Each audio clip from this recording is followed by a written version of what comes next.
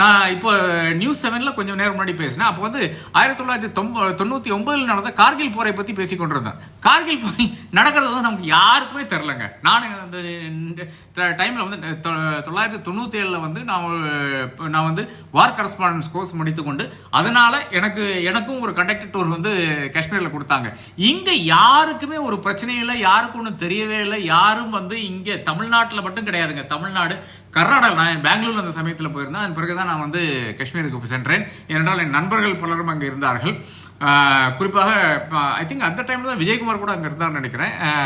அதன் பிறகு ஹைதராபாத் ஆனாலும் சரி, கேரளா ஆனாலும் சரி, நான் கேரளாவை சார்ந்தவன் பலருக்கும் தெரிஞ்ச விஷயமா இருக்கிறது. அப்ப எந்த ஒரு இடத்துல கூட யாருக்குமே வந்து இந்த மாதிரியான ஒரு விஷயம் நடக்கிறது, காஷ்மீர்ல வந்து இது மாபெரும் தாக்குதல் நடந்து கொண்டிருக்கிறது என்றும், அதே மாதிரி நம்மளுடைய ட்ரூப்ஸ் வந்து 1500 பேர் வந்து 1400 சொச்சம் பேர் வந்து அங்க வந்து மறைந்திருக்கிறார் என்ற விஷயம் கூட நம்மளுடைய இந்த சவுத் இந்தியாவுக்கு தெரியவே இல்லை. சவுத் இந்தியாவுக்கு மட்டும் கிடையாது. அதாவது ஏறத்தாழ டெல்லியில் இருந்து மேலே இருக்கின்ற பகுதிகளில் மட்டும்தான் அந்த விஷயம் தெரிஞ்சது. அந்த ஒரு சூழ்நிலை இன்னைக்கு கிடையாது. ஏனென்றால் லைவ் டெலிவிஷனோட 999 அந்த அளவுக்கு லைவ் டெலிவிஷன்லாம் கிடையாது.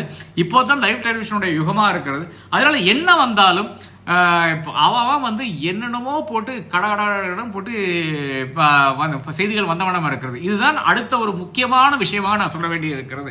அதாவது ஃபர்ஸ்ட் விஷயம் வந்து, எங்காச்சும் நீங்க ட்ரோன் பார்த்தீங்கன்னா ஒரு கல்லெடுத்து வீசிடுங்க தயவு செய்து. அது சென்னையில் ஆனாலும் சரி, எங்கானாலும் சரி, அவர்கள், அதாவது போலீஸ் அங்க பாதுகாப்பு அங்க இருக்கார்கள் என்றால் அவர்கள்ட்ட ஃபர்ஸ்ட் நீங்க வந்து இந்த மெசேஜ் சொல்லுங்க. இந்த மாதிரி ஒரு ட்ரோன் வந்திருக்கிறது, இதுக்கு பெர்மிஷன் இருக்கான்னு மட்டும் நீங்க கேட்டுருங்க. அந்த போலீஸ்காரர் வந்து சொல்லாரு, அது கான்ஸ்டபிளாக கூட இருக்கட்டும், அவர் வந்து அவருடைய அந்த வாக்கி டாக்கிலையோ இல்லைன்னா அவர் தொடர்பு கொண்டு உங்கள்கிட்ட சொல்லட்டும், இந்த மாதிரி பெர்மிஷன் இருக்கா இல்லையான்றது கேட்கட்டும். ரெண்டாவது விஷயமாக நாம செய்ய வேண்டியது, ஃபால்ஸ் ஃபேக் இன்ஃபர்மேஷனை வந்து நாம் வந்து நிச்சயமாக we have to fight இந்த ஃபேக் இன்ஃபர்மேஷன் எல்லா இடத்துலையுங்க. இப்போ 4 நாள் முன்னாடி என்ன பாகிஸ்தான் என்ன பண்ணான்னு பார்த்தீங்கன்னா, இது மட்டும் அங்கே ட்விட்டர் பேண்ட், அதாவது எக்ஸ் என்ற இந்த நம்ம பேசிக்கொண்டிருக்கின்ற இந்த விஷயம் வந்து அங்கே வந்து பேண்டா இருந்தது. அவன் வந்து டப்புன்னு எல்லாம் திறந்து விட்டான்.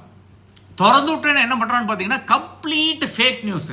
அதாவது எதோ காலத்தில் இங்கே காசால நடந்த போர்ல விழுந்த விமானங்கள், இல்லை என்றால் விமானங்கள் கிடையாது, இந்த இது மிசைல்ஸ், அதே மாதிரி யுக்ரைன்ல இருந்த இது எதோ காலத்தில் இருந்த விமானங்கள் எல்லாம் போட்டு ஐயோ இது இந்தியாவுடைய விமானம் எல்லாம் சொல்லி அவன் வந்து பாகிஸ்தான் ஹேண்டல்ஸ் இருந்து ப்ரோபகேண்டா நடந்து கொண்டிருக்கிறது. இதுல வந்து யார் அந்த ஹோல் நைட்டுங்க 22ஆம் தேதியிலிருந்து ஆரம்பித்து கொண்டிருந்த அந்த என்டையர் டியூரேஷன் இருக்குல்ல, ஏறத்தாழ மே 6ஆம் தேதி 7ஆம் தேதி வரை யார் வந்து இதுல அந்த அளவுக்கு வந்து வேலை செய்தார்கள், இந்த அளவுக்கு வந்து அந்த